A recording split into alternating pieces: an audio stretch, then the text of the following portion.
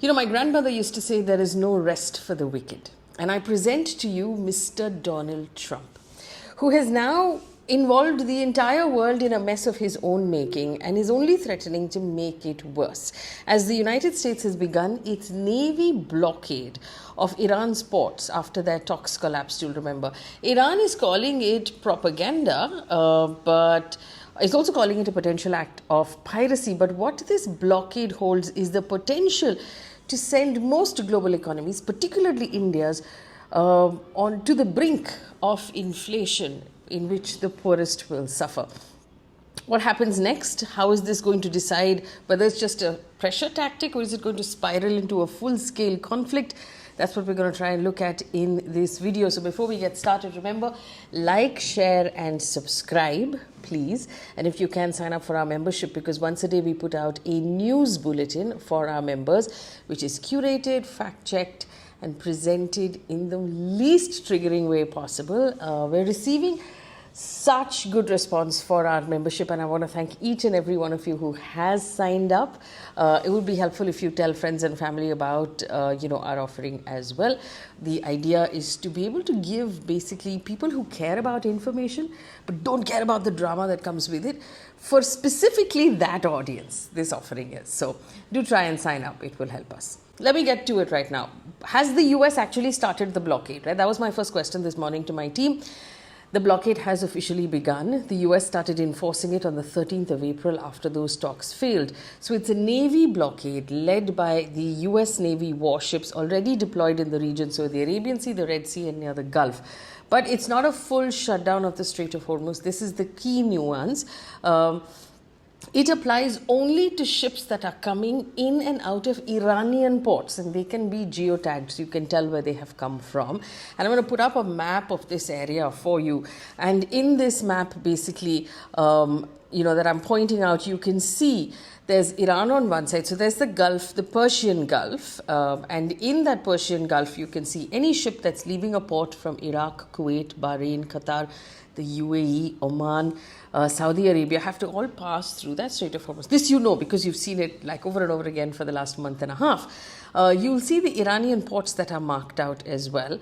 Again, something India is particularly interested in is the Chabahar port that we have invested in and that we are helping build. All of these ports along the right side of that Persian Gulf, these are the ones that the US is going to be tracking and blocking. Now, according to what we understand, ships that are simply passing through the strait who are not headed for Iran or headed out of Iran will not face a blockade. So this is a blockade effectively of Iran's economy, not a blanket closure for global shipping. So what is happening in the water right now? Some tankers are still transiting the strait if they are not linked to Iran. A few have turned back and done U-turns since that blockade began. Traffic is not frozen. It has dropped sharply though. And earlier spikes in movement, just when that ceasefire was announced, there was a lot of flurry of activity that has come down quite a bit. So this is the quick rundown of everything that is happening in the strait right now. Let me tell you what the two sides are actually saying to each other. In a social media post, Donald Trump, and this is unfortunately where we are right now, we're having to spend a lot of time tracking his incoherent, unhinged social media. He basically said that he had sunk, his Navy had sunk 158 ships of the Iranian Navy, and they only have a few vessels left untouched. And these are fast attack ships, which the US has not targeted because they don't regard them a significant threat. But he said this, warning. If these ships come anywhere near our blockade, they will immediately be eliminated using the same system we use against drug dealers on boats at sea. It's quick, it's brutal. 98.2% of drugs coming into the US by ocean and sea have been stopped, end quote. So why is the US doing it? Now, one theory, like I told you yesterday, is China. China reportedly had played a really important role in sort of nudging and then pushing Iran to the negotiating table to negotiate with the US. And Washington might be hoping that this latest move will force Beijing to nudge some more. China is the world's largest importer of Iranian oil. So if you hold that up, then China will start to sweat, or at least Trump would expect so. Now, what is Iran saying? A member of Iran's Commission of National Security and Foreign Policy has basically said that the military blockade is pure propaganda. They went on to say that the blockade is a criminal act of piracy, and it warned that if security of its harbors are threatened, then no port in the Persian Gulf or the Arabian Sea will be safe. Back to our map. So you'll see all of the countries that will be impacted by that. Now, does the US have the capability to carry this out? Yes. No doubt the US military and Navy has the capability to carry it out, but to what end really?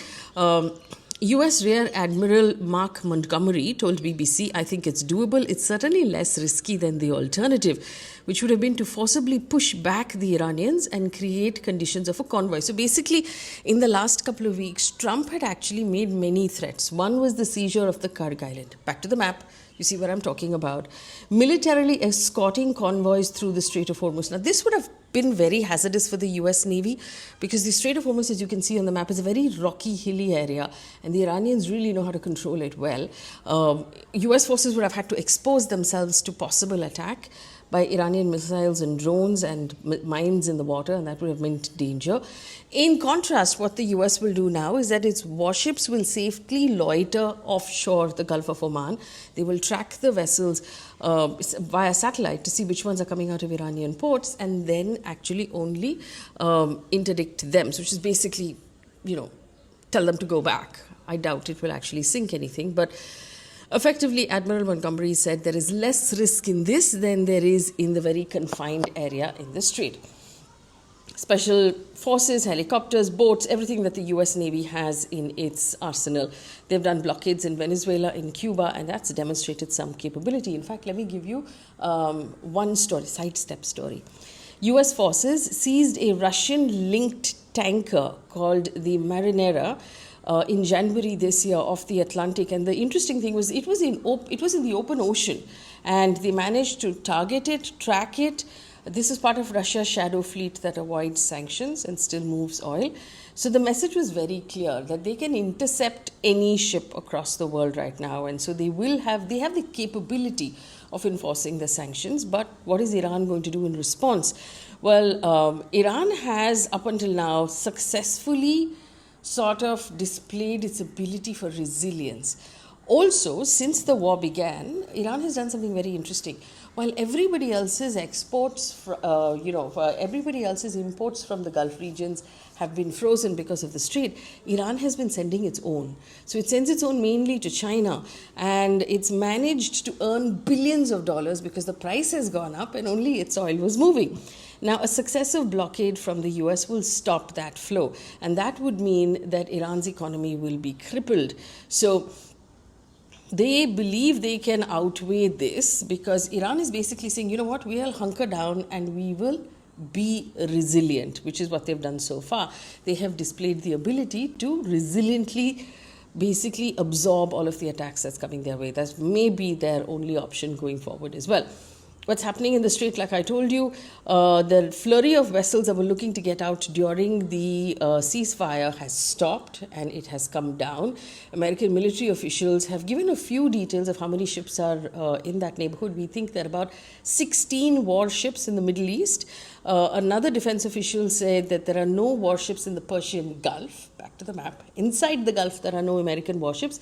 They are on the outside, but that is why they have made the plan that we're currently looking at. So really, a lot depends on the early days of the blockade. How many vessels can the Americans seize? How can they convince those vessels attempting to slip through that they are likely to be seized? And that will really the ability to enforce in the first few days will decide whether or how the Iranians react to all of this. There is a key thing though, humanitarian aid has to be allowed to pass through because international law requires that a blockade should not be with the goal of starving civilian population. So if there's humanitarian aid or neutral vessels carrying relief supplies, they have to be allowed to pass. Now, blockades historically are normally used to put pressure, economic pressure. So we're expecting that's what America is doing here as well. The blockade also risks an Iranian response. Are the Iranians going to sit quietly? We don't know. If they respond, then we're reigniting the conflict. We're going back into a conflict in West Asia.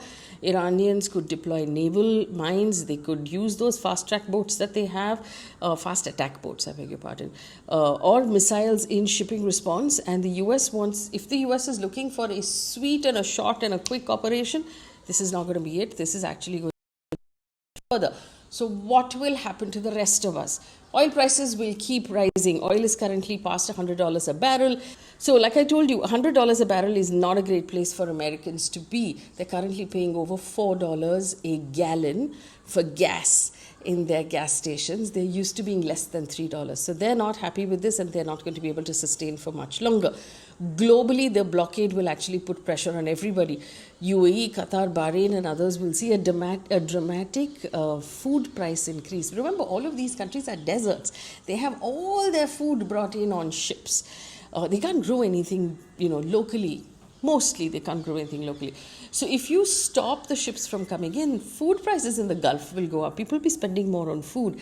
30% of the world's fertilizer comes through that straits, which means that even for us in India, we need the fertilizer to come in so that our next crop sowing and after that is actually done, which means that this puts a large population of the world at risk of hunger. From India's point of view, how will it impact India? From a crude oil standpoint, crude oil prices will go up. Even if we are not taking oil from Iran's ports, remember, we're taking oil from the Gulf and we're taking oil from Russia. But China takes oil from Iran's ports. And if China is not getting 90% of that oil that they take from Iran, they will start then buying from the Middle East, from Saudi, from UAE, from West Africa and from the Americas, and they will drive up the price for everybody with that, with that demand.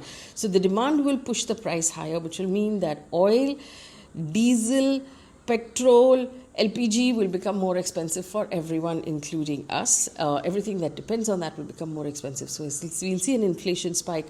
We'll see a problem in all of those industries we discovered are dependent. Plastics, glass, tiles, tea manufacturing, all of these things will take a hit, will become more expensive. Freight and insurance will become more expensive. So one of the things that India had managed to do earlier was that we started procuring from Russia as soon as this war started. But what has happened is the increase in demand has meant that while Russian oil is available, it's no longer cheap.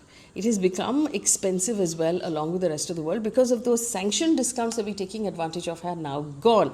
So Russian oil has also become more expensive. And so we've seen since the start of this war, we've had an LPG problem, we've had an LNG problem, we've had a crude oil price problem, and all of these are going to continue to affect us. And let's not forget the 8 to 9 million Indian workers who are in the Gulf economies. From where it stands right now, Pakistan has said that they are hoping that they will have a second round of talks between the United States and Iran. Remember, the US has said very clearly that its point on nuclear development is non-negotiable. We don't know if they're going to come back to the table. Islamabad has said they want them to come back to the table, and that's another thing to look at.